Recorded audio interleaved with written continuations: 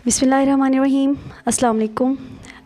Next topic 10th class की bio का chapter number 13 का सपोर्ट एंड मूवमेंट वाले चैप्टर का हमारा नेक्स्ट टॉपिक है मसल्स एंड मूवमेंट्स। अब ह्यूमन बॉडी में जो मूवमेंट्स होती हैं they are not caused by the skeleton only. सिर्फ जो हमारा स्केलेटन है, हमारा ढांचा, वो सिर्फ स्केलेटन मूव करने में हमें हेल्प नहीं कर सकता, मसल्स आर आल्सो इन्वॉल्व्ड। ये पहले वाले टॉपिक में हमने ये बात पढ़ी थी कि स्केलेटन जो है and muscles they both are involved in the movement.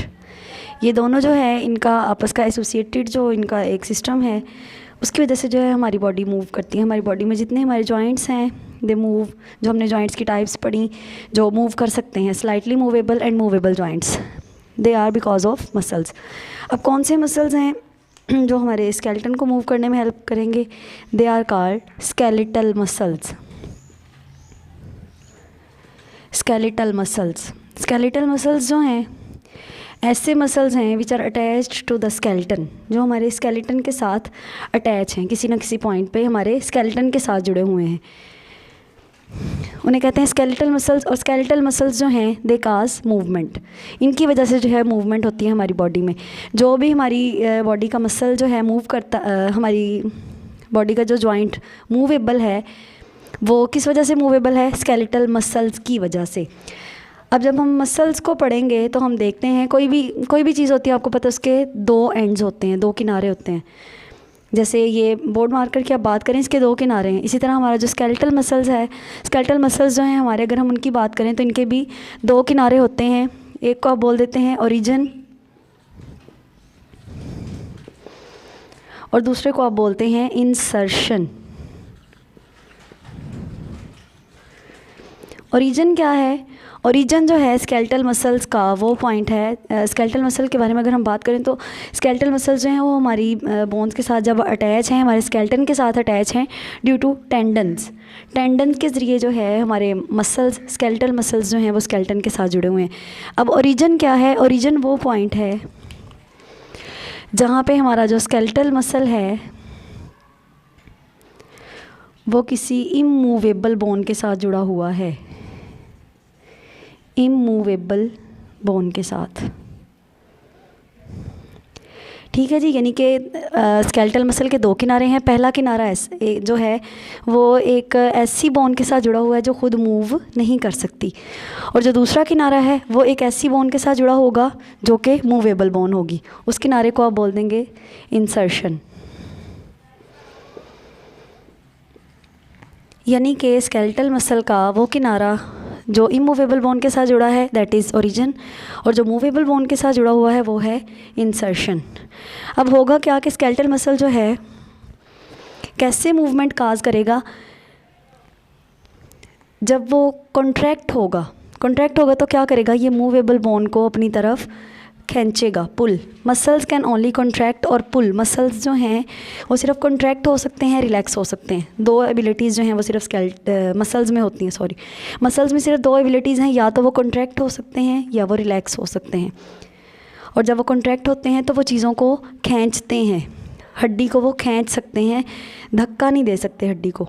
ठीक है जी, हमारी हड्डियाँ जो बेंड होती हैं और जो स्ट्रेट दोबारा सीधी होती हैं, हमारे किसी भी जॉइंट पे मूवमेंट होती है। फॉर एग्जांपल हमारा ये एल्बो वाला जॉइंट है, अगर हमारा बाजू सीधा हो रहा है या हम इसे बेंड कर रहे हैं तो this is due to the contraction of muscles. Muscle जब कॉन्ट्रैक्ट होता है तो वो हड्डी को जो है वो खींचता है, it can only pull, push नहीं कर सकता ये।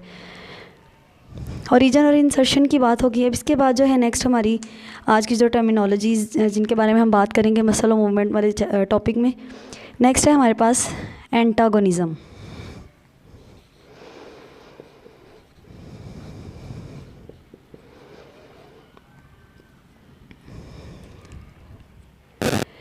स्केलेटल मसल्स जो हैं हमारे they are in the form of pairs की शक्ल में होते हैं मूवमेंट के लिए।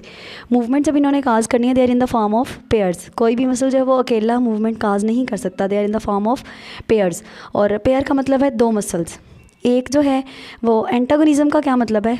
एंटागोनिज़म का मतलब है कि जो दो मसल्स हैं, एक पेयर के अंदर जो दो मसल्स हैं दोनों के दोनों एक दूसरे का ऑपोजिट वर्क जो है वो कर रहे हैं। यानी कि अगर एक मसल जो है वो कॉन्ट्रैक्ट हो रहा है,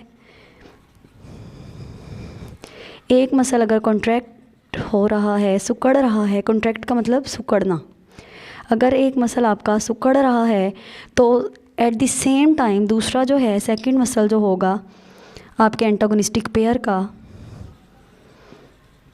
वो रिलैक्स होगा। ठीक है जी, this is antagonism. Antagonism is the phenomena in which the pair of skeletal muscle each member of the pair do opposite job. ठीक है जी, यानी कि एंटागोनिज्म क्या है, ऐसा फिनोमिना है जिसमें जो हमारे पास एंटागोनिस्टिक पेयर है स्केलेटल मसल्स का, उस पेयर का हर एक मसल जो है वो दूसरे के ऑपोजिट काम कर रहा है। अगर एक मसल आपका कॉन्ट्रैक्ट है तो दूसरा रिलैक्स होगा। अब अगर ये वाला रिलैक्स हो जाए तो ये कॉन्ट्रैक्ट हो जाएगा। This is antagonism. और इस पेयर को आप क्या कहेंगे, ये जो दो मसल्स का पेयर है इसे आप बोलेंगे एंटागोनिस्टिक पेयर, और इन दोनों को जो है एक दूसरे का एंटागोनिस्ट बोलेंगे। ठीक है जी, यानी कि आप कह सकते हैं कि ये वाला जो मसल है this is antagonist to this one, यानी कि ये इस मसल का एंटागोनिस्ट है और ये जो है ये इस वाले मसल का एंटागोनिस्ट है। एग्जांपल अगर हम इसमें लें तो इसमें हम अपने बात कर सकते हैं हमारे जो अपर आर्म, हमारे आर्म बाजू का जो ऊपर वाला हिस्सा है, ये शोल्डर के साथ जो है दो तरह के मसल्स हैं इसमें। First is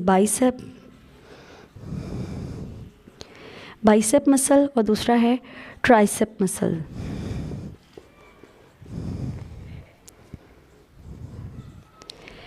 bicep and tricep. Bicep जो है this is antagonist to the tricep, tricep जो है this is antagonist of bicep muscle. अब ये कहाँ पे होते हैं, अगर हम अपने बाजू की बात करें तो ये ऊपर वाली तरफ जो मसल है दिस इज़ बाइसेप मसल, और इसके बिल्कुल नीचे ये जो इस तरफ है बाजू के ये है ट्राइसेप मसल। अब ये दोनों एक दूसरे का ऑपोजिट काम कर रहे हैं। अब जब मेरा बाजू सीधा है तो इस सिचुएशन में अगर देखें तो ये जो नीचे वाला मसल है ट्राइसेप मसल जो है दिस इज़ कॉन्ट्रैक्टेड और ये ऊपर वाला जो है ये रिलैक्स है। अब अगर ऊपर वाला कॉन्ट्रैक्ट होगा तो ये मेरे बाजू की तरफ खींचेगा, ये कॉन्ट्रैक्ट है तो ये रिलैक्स, यानी कि both the muscles do opposite job to each other, यानी कि एक दूसरे के ऑपोजिट वो काम करते हैं। अब नेक्स्ट दो और टर्मिनोलॉजीज़ हैं, फ्लेक्शन एंड एक्सटेंशन।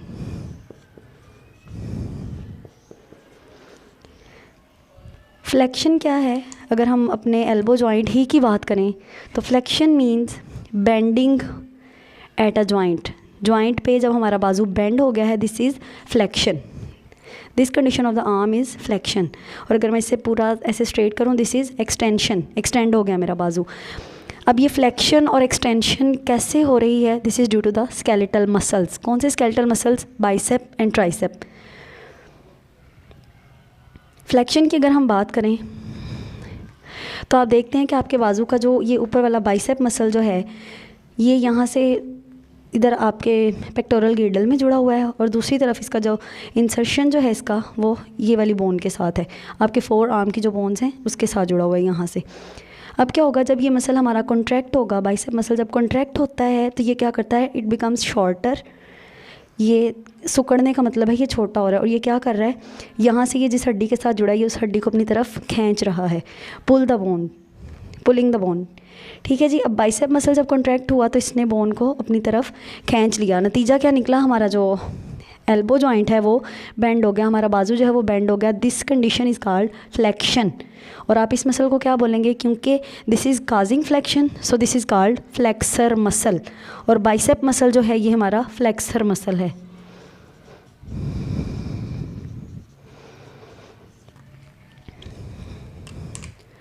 अब अगर हम इसी कंडीशन की बात करें तो आप देखते हैं ये वाला जो आपका नीचे ट्राइसेप मसल है ये इस वक्त रिलैक्स है, एक्सटेंड है, ये लॉन्गर है।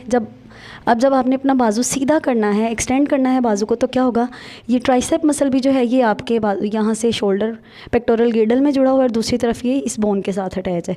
अब ये क्या करेगा, जब ये कॉन्ट्रैक्ट होगा, कॉन्ट्रैक्ट होने का मतलब है कि अपने आप को खींचेगा, ये शॉर्टर होगा तो क्या होगा, यहाँ से ये हड्डी को खींचेगा और ये बाजू जो है हमारा सीधा हो जाएगा, एक्सटेंशन हो जाएगी। And the muscle which cause extension is called extensor muscle, and the tricep muscle in our arm is extensor muscle.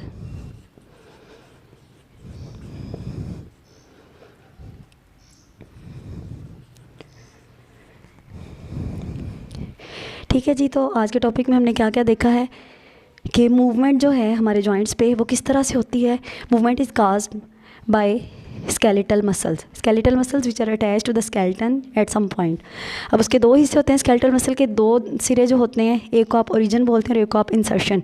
Origin क्या, अगर आप बाइसेप मसल की बात करें तो ओरिजिन कहाँ पे है, पेक्टोरल गिर्डल में, वो यहाँ पे जो है वो जुड़ा हुआ है। और इंसर्शन उसका कहाँ पे है, हमारे फोर आर्म की बोन्स के साथ।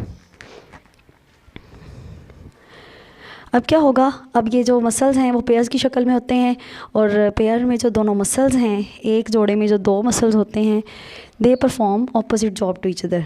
If one is contracted the other will be relaxed. और अगर पहला वाला रिलैक्स हो रहा है तो दूसरा जो है वो कॉन्ट्रैक्ट हो जाएगा। और इसके नतीजे में क्या होगा, कॉन्ट्रैक्शन की वजह से जो है, इसी कॉन्ट्रैक्शन की वजह से फ्लेक्शन होगी, इसी कॉन्ट्रैक्शन की वजह से एक्सटेंशन होगी। बाइसेप कॉन्ट्रैक्ट फ्लेक्शन होगी, और ट्राइसेप कॉन्ट्रैक्ट होगा तो एक्सटेंशन होगी। ठीक है जी, ये आपका आज का टॉपिक था, मसल्स एंड मूवमेंट।